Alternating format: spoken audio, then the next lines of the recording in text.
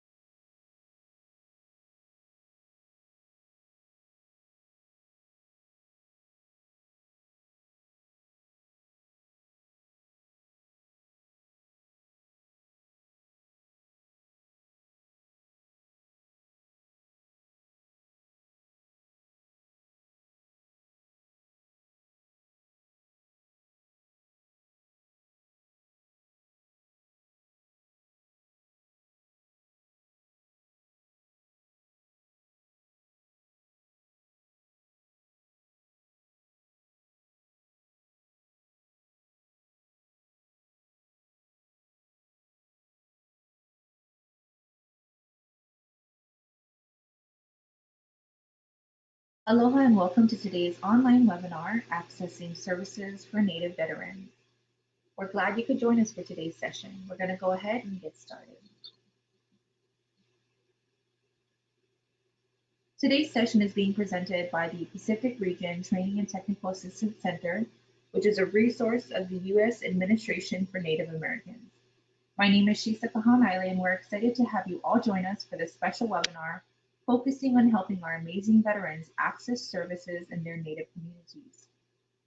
ANA's mission statement is to promote self-sufficiency for Native Americans and Pacific Islanders by providing discretionary grant funding for community-based projects and training and technical assistance to eligible tribes and Native organizations. ANA's vision is that all Native communities are thriving. Before we begin today's session, today's opening remarks will be given by ANA Commissioner Jeannie Hovland. Jeannie Hovland is an enrolled member of the Flandreau Santee Six Tribe of South Dakota, and she is a commissioner of the Administration for Native Americans, an agency within the U.S. Department of Health and Human Services. She is also the Deputy Assistant Secretary for Native American Affairs. Hovland oversees ANA's discretionary funding programs to American Indians, Alaska Native, Native Hawaiians, and Pacific Islanders. She serves as an advocate for Native Americans and coordinates activities within the U.S. Department of Health and Human Services to develop policies, programs, and budgets affecting Native Americans, all under the authority of the Native American Programs Act. As Commissioner, Hovland serves in the dual role of the Deputy Assistant Secretary for Native American Affairs, affirming the government-to-government relationship between the Administration for Children and Families and Indian tribes.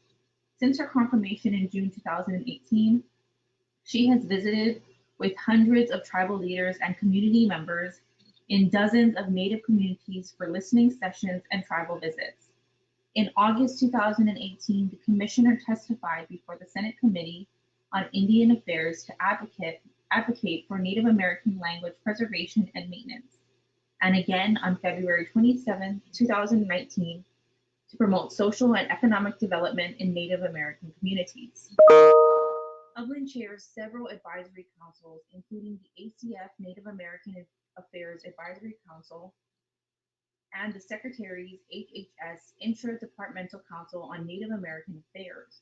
She serves as an advisor to the Secretary and provides advice, opinions, and reviews policies affecting Native Americans while addressing issues of importance to tribal communities through partnership with all of the HHS operating and staffing divisions.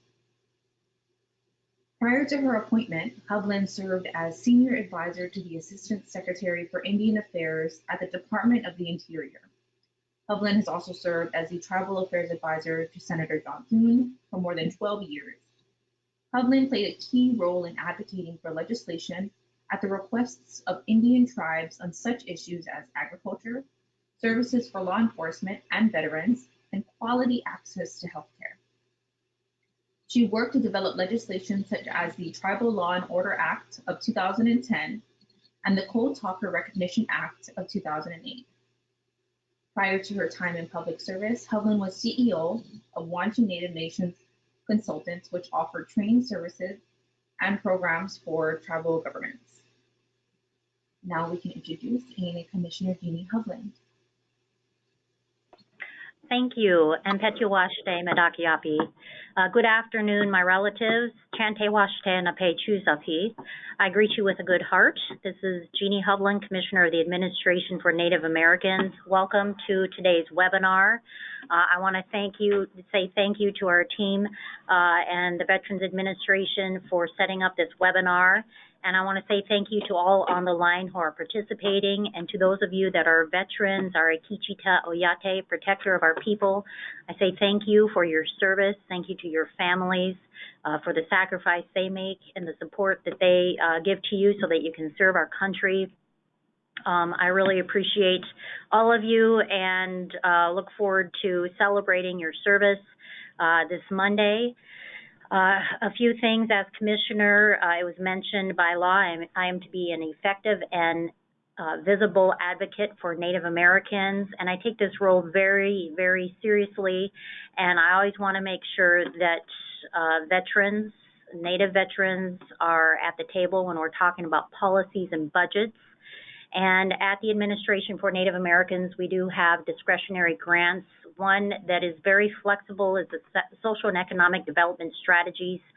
This funding comes out in January, February this year, and I've really encouraged our tribal leaders to remember veterans as they develop projects in the Native communities and urban settings. So currently we do have one grant that is specific to Native veterans, and that's Trickster's Gallery out of Chicago, servicing the veterans and the population there and in their urban population, as well as tribes across the United States. And they host the largest annual veterans gathering every year. This was their third year, and I was able to participate. It's an amazing way to bring our veterans and our warriors from across the United States, Alaska, and the Pacific region together to learn of services, to have a community of visiting and veterans being able to have that peer-to-peer conversation. So it's fantastic. I know they're planning another event for next year, but really I want to take the opportunity to learn how I can be an effective advocate for you out in Washington, D.C. and throughout the Administration for Native Americans. So thank you for being part of today's webinar. I always make it a priority when I am in tribal communities to try to meet with elders and veterans and youth. So if you have a organization or if you have a large gathering that will be taking place of veterans, I would love to hear about it and be invited to attend. If you want to reach me, My email is ANA for Administration for Native Americans, so ANA Commissioner at acf.hhs.gov,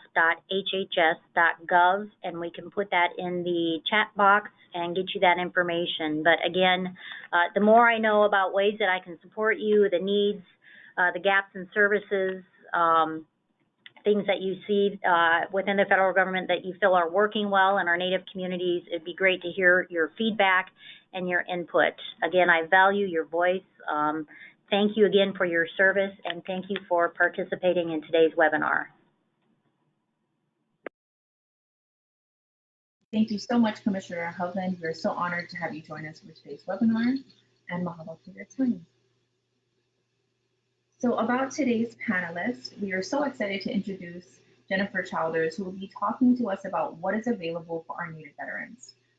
Jenny obtained her master's degree from Case Western Reserve University in 2007, and her experiences as a social worker include inpatient psychiatric care, HIV/AIDS case management, intensive in-home family therapy, emergency department social work, both adults and children, child and adolescent therapy, residential drug and alcohol treatment, residential and outpatient PTSD treatment programs, intensive outpatient mental health working with severely mentally ill population, and the program manager for women's health and whole health programs. She's currently the Special Populations Program Manager at BISN 21, and Jenny is responsible for the whole health program, women's health program, ORH, IHS, HPDP, and MOVE. In this role, she oversees program development and efficient service delivery through these programs at all the facilities in BISN 21. Mahalo, Jenny, for taking the time today to teach us all about how our Native veterans can access these services available to them in their communities. So my name is Jenny Childers, and I am the Special Populations Program Manager for VISN 21, which is basically the West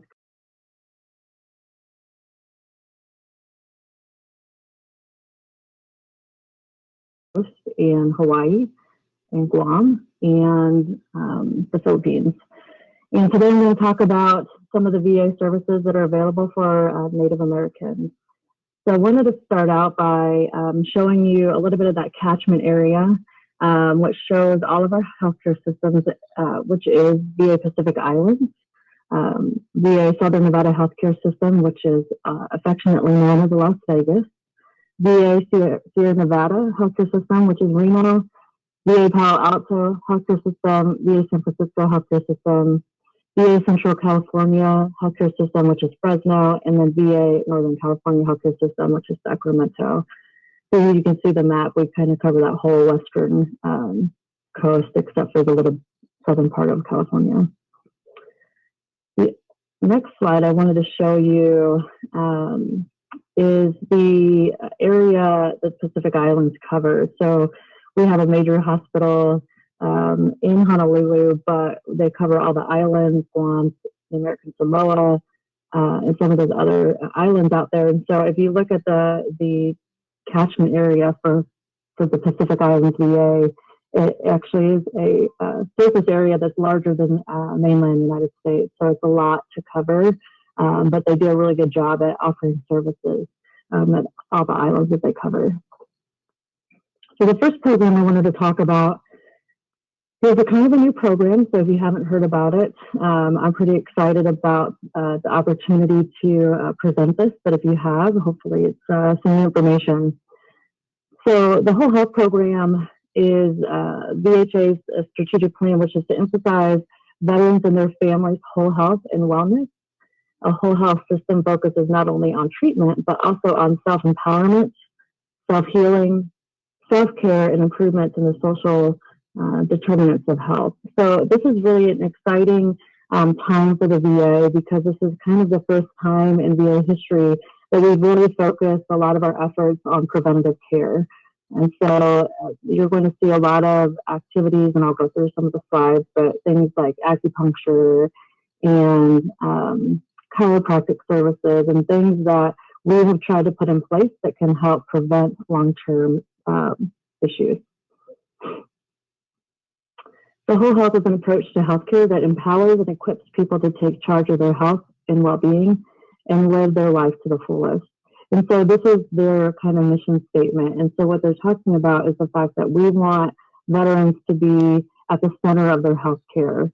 That all of these services come around the veteran, but the veteran also gets to drive those services. And so one of the examples I usually give is the idea that sometimes when you go in to see a provider, they'll just give you 5 or 6 or 7 or 10 medications. And so sometimes it's difficult for a patient to say, you know what, I don't want that medication. And so the whole health system is actually transforming that to give some of that power back to the patient to make those decisions for their health care. So if we go to the next slide, these are kind of the components of the whole health system. The reason they call it, you'll hear me interchange between whole health system and whole health program because it's easier to call it the whole health program. But really, it's a whole health system that incorporates the entire healthcare system. And so there are, as you see in the center, there's the personal health plan, which is the person in the middle. And then there's 3 different avenues in which the VA is focusing on. So the pathway, which is empowering partners with the veterans to discover their mission, aspiration, and purpose, and begins to create an overarching personal health plan. And so you guys might be asked questions like, well, what is your whole health goal? And we'll go through each of the circles of whole health, but we really want to know what your goal is for your health care. Instead of coming in and saying, oh, we see on your lab that you have diabetes, here's all the medication, and these are things you need to do. You might say, I don't want to work on my diabetes. I want to work on not smoking. And so we're really going back to finding out what you want in your own healthcare. Then there's the whole health clinical treatment, which is the inpatient and outpatient. So you should see this anywhere you go in the hospital setting. There's the health and disease management within a whole health paradigm. So we're talking about CIH, complementary integrated health options here, which I was explaining are acupuncture and chiropractic services. There's a ton of services involved in that, yoga, and I'll go through several examples. And then, of course, the well-being program. So this is self-care and skill building to help you reach those goals. So well-being is talking about the health coaching. So we've trained a lot of our folks to do health coaching with our veterans to say, you might come in and say, I don't know what my health goals are. And so that's their goal, is to help you figure out what your goals are. And then as you see, as you go out of that circle, you're in the middle of that. And then on the outside is the healing environment. And then, of course, your community and how that impacts your personal health plan. So on the next slide, we have just some examples of where we have different areas of, they call it the whole health activities. So if we look at our side of the world, we have quite a few of programs going, and we've been working with Office of Rural Health to get the whole health initiatives out into our rural parts. And one of the exciting things that I'll talk about later is utilizing telehealth and our VBC program to reach some of the Native American tribes. So the components of whole health orientation, you should be asked if you want to go to an orientation. Some facilities have attached the whole health orientation to the orientation classes to the VA that they were already doing and added the whole health components to that. Really what they're talking about in this class is just explaining what and why we're doing whole health. So the next component is whole health coaching. And in the whole health coaching, that's where you're going to be meeting with a peer, somebody else who's a veteran who has been trained to coach you along your personal goals. How do you fill out some of the paperwork? How do you talk to your providers? How do you access some of these resources? And then, of course, the clinical preventative intervention. So we talk about mindful awareness, work in the body, surroundings, personal development, food and drink, recharge, family, friends, and coworkers, spirit and soul, empower the mind. So if you look to the right, those are those little circles that kind of surround the person. So I'm going to go through each of those and give you a couple of examples. So for mindful awareness, I'm sure a lot of folks have heard of mindfulness. There's a great VA app that is free for mindfulness activities. But mindfulness awareness is paying attention in a particular way, on purpose, in the present moment, and non-judgmentally. So this is an informal type of intervention. And so you will see groups at the VA that are called mindfulness groups. They're called mantra groups. These are just different examples. There's some body scanning classes, and of course, meditation. So you usually see mindfulness groups or mindfulness that is incorporated into other groups. And so one of the examples I give is mindfulness is picking an object in the room and focusing on that one object and explaining it to me so that I know that you're right here, right in the moment and present. Meditation, on the other hand, is the act of closing your eyes and thinking of a place that makes you feel safe. A lot of times people pick the beach, so they'll talk about, the water coming in and taking over to kind of get rid of that stress. So two big differences, but very good interventions.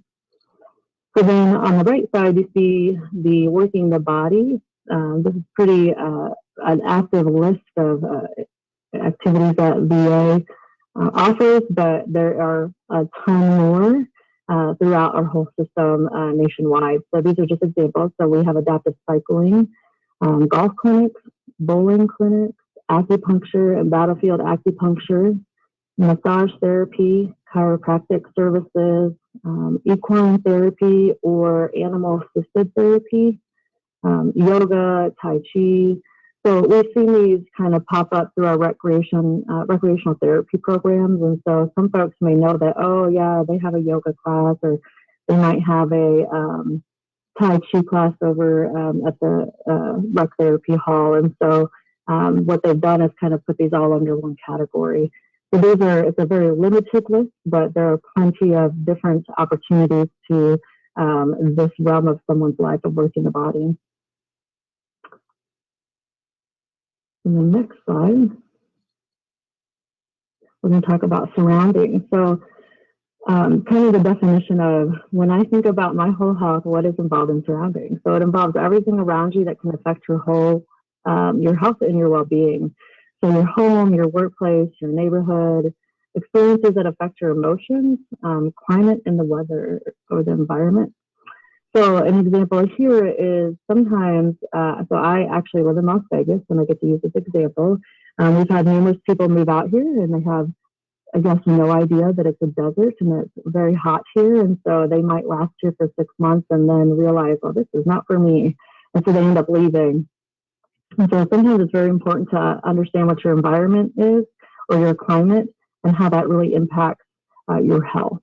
Another example would be perhaps your workplace. So maybe you work at a place, we have a clinic here that for some reason it's brand new and they decided to decorate it with brown and orange, which is very outdated, but that's what they decided to do. And so when you go in the building, it's kind of depressing right when you walk in. And so sometimes your workplace, even a paint color can change your attitude or your mood. And so we want people to be aware of their surroundings and how that might be impacting their whole health.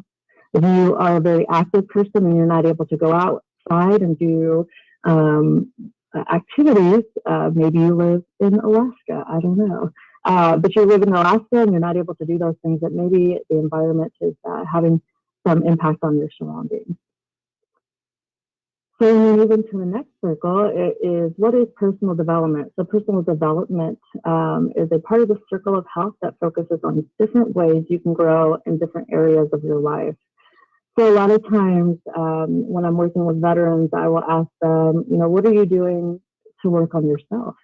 A lot of times they're like, what are you talking about? So we always talk about what are your goals for personal development. A lot of our folks like to go back to school once they're out of the military. They want to be able to enhance their life somehow through being able to have these goals in their personal development. So some examples through VHA are happiness boot camp groups, which is a funny group because everybody knows that being happy is sometimes hard all the time. Of course, we have Voc Rehab, which offers a lot of opportunities and resources for education. Another example might be an assertiveness group. It might be saying, hey, I know that I get bullied all the time because I don't ever stand up for myself. So the VA is trying to help our veterans learn how to be assertive and not aggressive or not passive. And self-esteem groups, which helps in all areas of your life, whether that's at home, at work, or in the community. And then another example might be a budgeting class, or how to save money, or how to pay off credit cards, those kinds of classes. So those are just a few examples for personal development. So another big one is food and drink. And some of these programs you guys have probably heard about if you've been in the VA. And I'm sure that this is really big in mainstream media right now, but making healthy choices about what you eat and drink is a powerful way to help care for yourself. So they always say what you put in is what you get out. And so that's been out there for quite some time. And so VA is really working on how to help our veterans be able to make the right choices, but to be able to, maybe substitute things that you use every day with something that might be healthier. For example, if you use salt every day, maybe you're going to substitute that with Mrs. Dash or something like that, so that they're not massive changes, because most people don't like to subscribe to massive changes. But if we could change one little thing in your diet, it has a lasting impact. So some of the things that we have, and some of these are actually online if they're not offered at your clinics or VA, or Healthy Teaching Kitchens. Chicago actually has them online. And what they do is a dietitian will actually do a cooking demonstration. And an example would be instead of, they cook chickpeas, and then instead of using salt, they actually give the group of veterans like 5 or 6 different spices to try on the chickpeas instead of salt. And so it's just a different way to help our veterans learn that there are other alternatives for a healthier lifestyle. And of course, the big program that we have is MOVE. MOVE, I always call it, I'm joking, but I always call it false advertisement because we don't actually move in the program. They actually focus on, again, your diet and what you're putting in and how that impacts your energy levels and the other aspects of food. And then some facilities have veteran healing gardens. They might have a farmer's market. They have opportunities to grow their own gardens, some of their fruits and vegetables. If the VA facility has, or the clinics have some space. A lot of our facilities don't have space for those, but they've been able to work with the community to do community gardens. So it's really exciting. We want to be able to expose our veterans and give them opportunity to get as much as possible fresh fruits and vegetables. So that's where that's coming from. So another circle is the recharge circle. And what does it mean to recharge for whole health? It refers to sleep, rest, and relaxation, which gives you energy. And if I was in the room, I would ask how many of you guys got 8 hours of sleep last night? And I doubt most people would raise their hand. It's just something that we are not very good at doing. We oftentimes sacrifice sleep for other chores or other issues going on. And so it's one of the easiest ways to start out with a fresh mind. But oftentimes we neglect this part of our health. So some of the things that we have in the VA are some CBTIs, counseling for insomnia. We might do some aromatherapy. I know some VAs up in Washington and Portland are doing some aromatherapy with these tabs that you can pin on your shirt for about a week. And so that helps folks relax. And so the other thing that we talk about is how can we help you have healthy sleep habits? And one of the things is an easy example is that we shouldn't have electronics in your bedroom. When you go to bed, that's what you should be doing in your bedroom, is sleeping. And so the more electronics we have in our bedroom, the less likely we are to get great sleep. And so those are the things that we talk about in the recharge circle. Is those folks oftentimes who come in I think if you looked at the gamut of our veterans, probably most of them have issues with sleep, whether they can't fall asleep or stay asleep. And so instead of always jumping to a medication, maybe you look at going back to another circle, their surroundings. Maybe they are facing the wrong direction and the sunlight hits them at the wrong time, or some of those things. But how can we help you look at your environment and some other holistic opportunities to help you with sleep?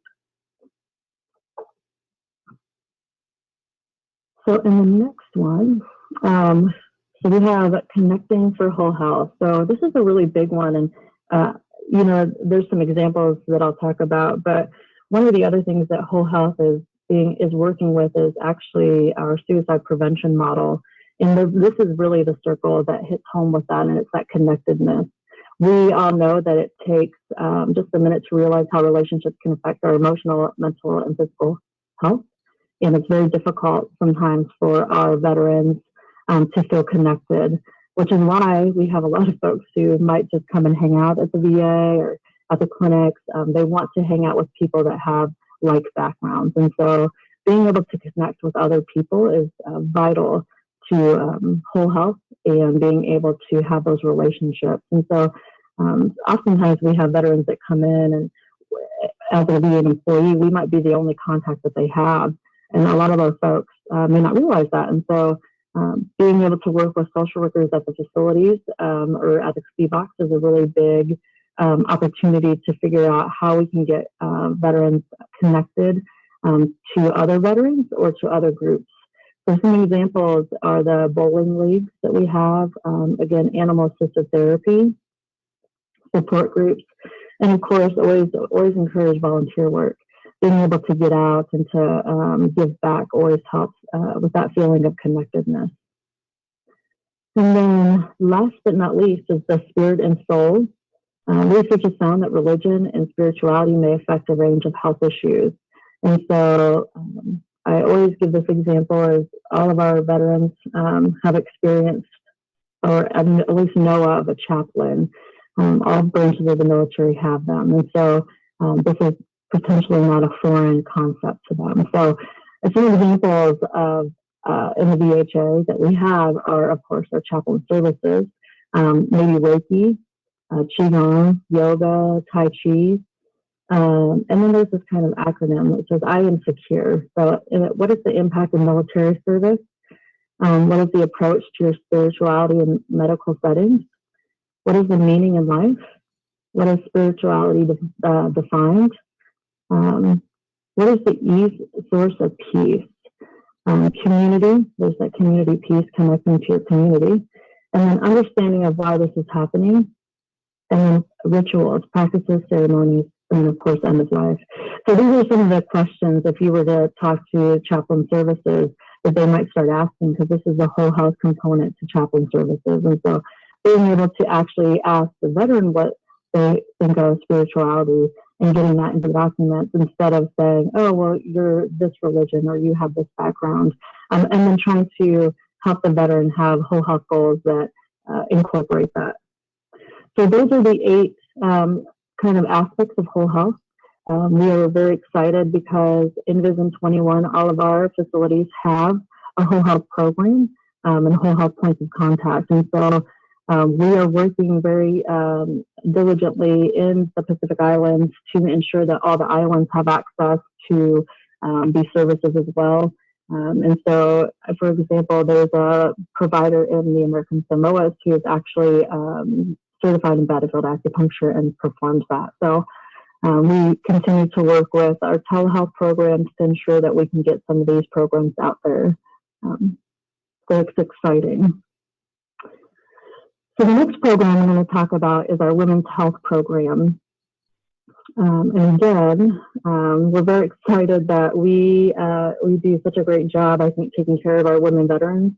It appears as though it might be a small population, and it's probably about, maybe in the late 90s, it was a pretty tiny population. I think it was estimated that 2% of our veterans were women. In 2019, we are up to almost 19% of the population. And so it's a huge jump. And so we are doing everything that we can to ensure that our women veterans are getting the same care that our male veterans are getting. So if you look at the next slide, I just put this in there to kind of show you the idea that the overall population of veterans is actually decreasing, but the pocket of women veterans is increasing. So we have more and more women serving, which means we're going to have more and more women veterans. And of course, a lot of them are a little bit younger, so we're having some new issues present to the VA that we haven't addressed in the 80s and 90s, which is the maternity care, child care issues. And so the VA is diligently working on those unique situations for our veterans to ensure that they have the access to care when they come in. For example, is not having childcare a barrier to coming into your medical appointments. And so we found that oftentimes it can be. And so how do we address that from the VA? So if we go to the next slide, some of the things that we know as the younger veterans are coming in is they want flexible appointments. Everything's on their phone. They want to be able to come in the afternoons or late evenings or on the weekends because they oftentimes work. And so we want to make sure that we're being able to meet those needs. And one of the ways that we're doing that is through telehealth. And so we also offer afternoon, evening appointments and Saturday appointments at most of our facilities. So that came from the request from our field. So the next big one that we are working on that we know that they need is childcare. And it's become a little bit of a legal issue, but we are working very hard to figure out how to eliminate that barrier so that women veterans and our male veterans feel like they can come in to appointments even if they have kids and they don't have anybody to take care of them while they're at an appointment. So more to come on that one. There's some legislation out there right now for it. So the next one is reproductive health. So again, you talk about the maternity care. So we're looking at these veterans, women veterans who are coming in at a 25 to 30-year-olds who are talking about having babies or having babies. And so we want to make sure that we have top-of-the-line interventions and knowledge on the reproductive system and reproductive health. One of the ways that we did that was, I'm not sure if I put this in here, but a couple of years ago, VA passed the IVF and adoption services bill, which allows veterans to get IVF treatment paid for by the VA if they meet certain criteria. And so that's a huge step in the right direction to make sure that we're meeting these needs. Another issue that we've been addressing is the military sexual trauma. And then, of course, with our younger folks, actually across all age spectrums is acute and chronic illnesses. One of the things that we teach in our training for women's health is a lot of our folks come back from being deployed and they're presenting with high rates of pain that are not the same that our civilian folks of the same age would have. And so having to be able to have the background knowledge of what our veterans have gone through overseas, as simple as having to carry our women veterans carrying the backpacks that are made for men. And so you might have a 6'4" gentleman carrying the pack, but then you have a 5-foot female carrying the same size pack. And so what does that do on the frame of the body? And so we do a lot of research and education around those specific things so that when a female veteran comes in, the providers know, oh, she's just not making that up. We know that there's a reason why they have some of these complaints. The next one, of course, is the preventative care. I talked about that a lot earlier about whole health and how we're trying to get ahead of the curve.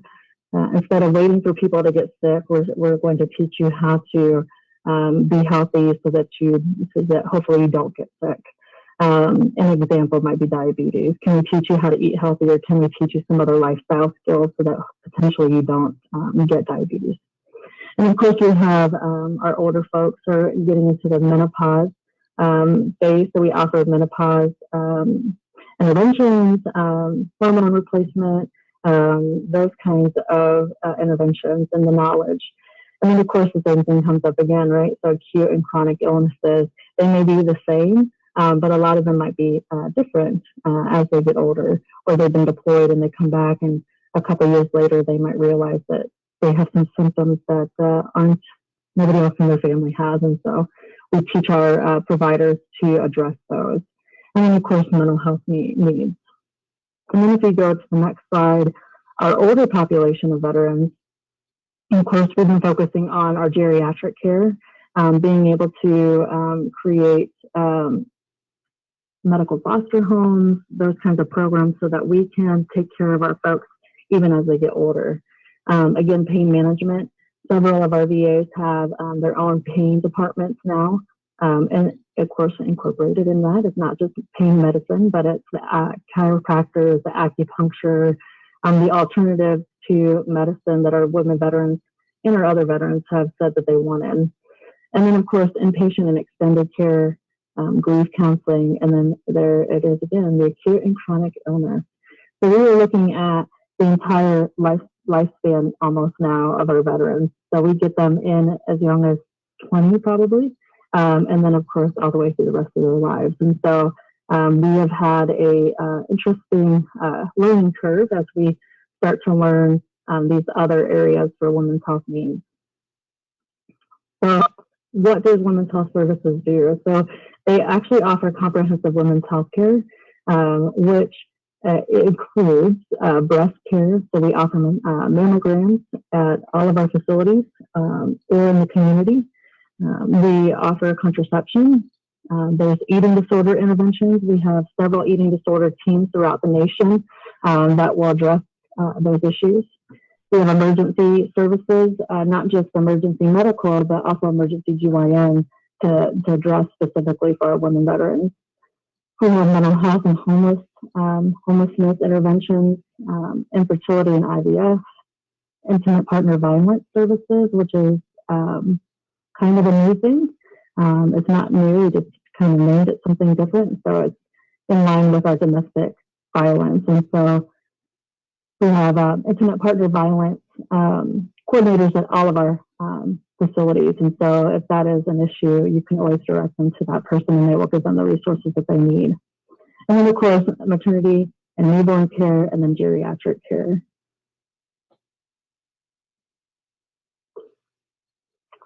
So if we go to the next one, so telehealth and VBC, if you're not familiar, VBC is Video Connect, via Video Connect. And so there's kind of two different ways to get to the same needs.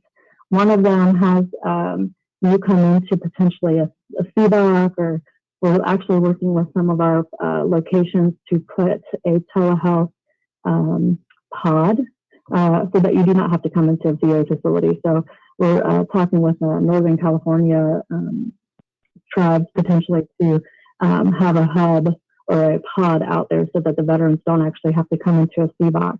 The other places that we've talked with, and there's one going into a VFW. And so we're looking at community places that veterans already frequent so that they can access the care that they need without having to come all the way in. So what is telehealth and VBC? It's a video conferencing tool. It's web-based, secure and simple, connects provider and veteran any device, any location. One of the exciting things is that so telehealth kind of has you come into a central location, or you would have to have a computer desktop. VBC is very different on the aspect is that we can use your cell phone. So you're on your cell phone, the provider is at their desk, and we can connect you that way. And so it's easier to access care that way if you're not able to get out of your house, or it's 5 hours to a VA, et cetera. So VA Video Connect is a VA application that enables veterans to virtually meet up with their VA healthcare providers in something called a virtual medical room, using encrypted video to ensure that the clinical video session is secure and private, and that it allows veterans to see and talk to their healthcare providers or teams from anywhere. So I think there was a commercial for BBC from T-Mobile, because I think that's who is one of the big providers. And so that was actually out on national TV, I want to say around the Super Bowl time. So I don't know if you've seen that. So it's a very easy tool, and it's meant to be very secure so that our veterans' healthcare or health information is private, but that you are at the forefront of your appointment. So we go to the next slide. This is just a little bit of a diagram of how does it work. So we schedule the appointment on our side, the VA Video Connect visit. You get sent an email. You open and click on the link that's in there. And then once you click on the link, it'll say, do you want to join the virtual medical room? And that's essentially how easy it is. So VA Video Connect is very easy, it's very user-friendly. And we actually have, if it is something that is a little bit difficult, we have folks that can train both, obviously, the providers that are veterans on how to use it. We'll help you set up your phone. We actually will do a test visit with you just so that you can see what it looks like. And it makes it so much easier because you may not just be able to get in or be able to access some of those services, or you might have to work. So if you're working and you only have an hour for lunch, you're not going to be able to drive into a clinic and get back and see the provider. So it's very veteran focused. So I'll give you a picture of the sample email. So this is kind of what you guys would get, a veteran would get with the link in it. And so once you click on it, the link goes to, if you go to the next slide. So once you've entered the virtual medical room, this is what it'll look like. So the appearance may vary, of course, upon your device, whether you're using an iPhone or an Android. But in the right corner, you can see a picture of yourself using the room. And then you can use the self view to ensure you're well positioned for the camera.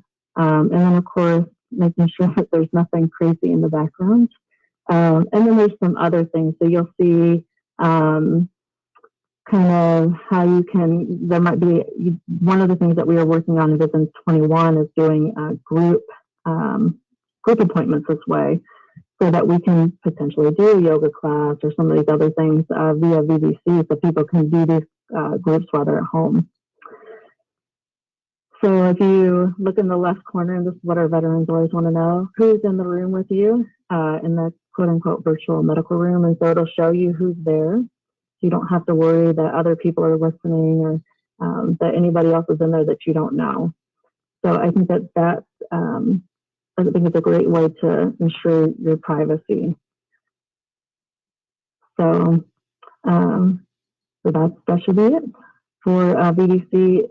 This is something that we are really trying to use, especially in the VA Pacific Islands, for those facilities that we can't actually get out to, or we're having a really difficult time getting specific providers out to those clinics. We have several grants through Office of Rural Health to provide telehealth primary care, telehealth mental health, and some more telehealth programs, so that we have services for all of our veterans, no matter where you live. And then lastly, the program I really wanted to talk about is the NADL program. So since 1992, the Native American Veteran Direct Loan Program has provided eligible Native American veterans and their spouses the opportunity to use their Department of Veterans Affairs home loan guaranteed benefit on federal trust land. So VA provides direct home loans to eligible Native American veterans to finance the purchase of, the construction of, or the improvement of homes on federal trust land, or to refinance a prior loan that they had. And of course, this is through your VBA office, the Veterans Benefits Office. And so we're very excited to report that at the end of fiscal year 19, 202 active NADLs on Hawaii homelands. And so you guys have the most in Hawaii, has the most in the whole program. And so we know that those folks are utilizing that service. And so we would love to see more and more folks use it, because it's a benefit that you guys get. So I just put the information for you to contact the program if you wanted to. There's a loan specialist that's actually located in Honolulu, but the region office is in Phoenix. So if you have any questions, you can always contact the VA Office of Tribal Government Relations, or you can contact, every facility has a minority veterans coordinator, and these folks can help you navigate the VA system, help you get resources, and so it's an easy resource to reach out to if you just don't know where to start. I would go in and ask for the minority veteran coordinator.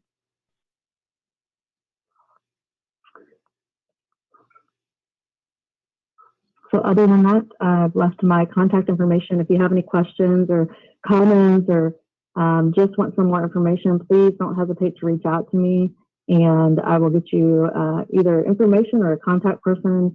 And again, I just wanted to remind you that all of these services, I talk a lot about Vision 21 and what we offer, but all of these programs are available throughout the entire nation.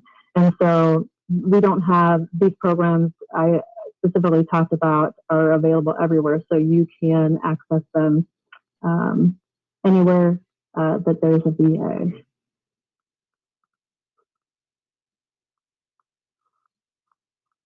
Mahalo. Thank you guys for your time. Thank you so much, Jenny and Commissioner Hovland, for joining us today. That will conclude our webinar. You folks will be getting an email with being sent to the email that you registered this webinar with. And in that, we're going to include all the information that you saw today. And later this week, we'll have the actual recording available on all of the ANA regional TTA centers, all of our websites, as well as the ANA website. So we'll go ahead and we'll send a link to that as well once it's available. If you have any questions, please feel free to either contact the contacts that were left by Jenny, or you can go ahead and email the GoToWebinar email that you guys received as a reminder.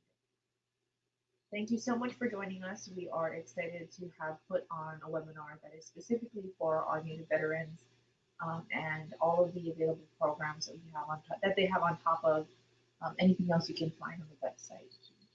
Again, if you have any questions, go ahead and email Jenny or reply back to your reminder email, and have a great day. Thank you so much. Aloha.